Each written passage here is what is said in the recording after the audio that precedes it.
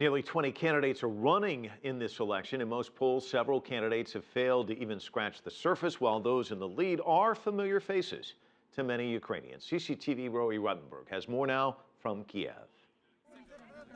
This is Petro Poroshenko. He's known at home as the Chocolate King.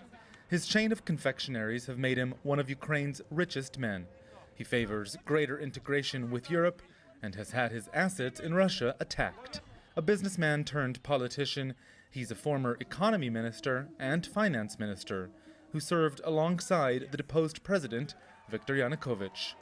But he was the first major political leader to throw his support behind anti-government protesters in Kiev's main square, the Maidan. The people haven't forgotten, giving him a significant lead in Sunday's vote.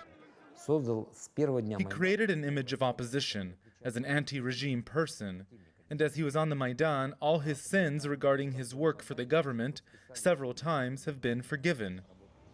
In theory, his biggest challenge would have come from Vitaly Klitschko, but the popular boxing legend dropped out, opting instead to run for mayor of Kiev. That leaves a former Prime Minister, Yulia Tymoshenko, in second place, a distant second. Tymoshenko has campaigned feverishly in the east and is considered a favorite of Moscow. Her imprisonment under Yanukovych made her popular in Brussels and Washington too, but that sympathy hasn't translated into bigger polling numbers at home.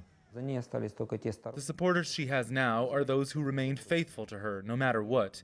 But basically, she doesn't have the electoral support that she used to have, which was almost 50% of the population.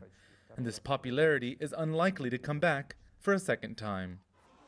Poll after poll has shown Tymoshenko's only chance is forcing Poroshenko into a runoff. Several other candidates have dropped out, but more than a dozen others are still in. They include a high-ranking member of Yanukovych's once-ruling Party of Regents and other lesser-known candidates hoping to make a name for themselves ahead of future parliamentary elections. Those in doubt might have voted for this man, Darth Vader. Yes, that's his legal name, but officials barred him from running for president. Instead, he is running for mayor in 2 cities. Roee Ruttenberg, CCTV, Kiev.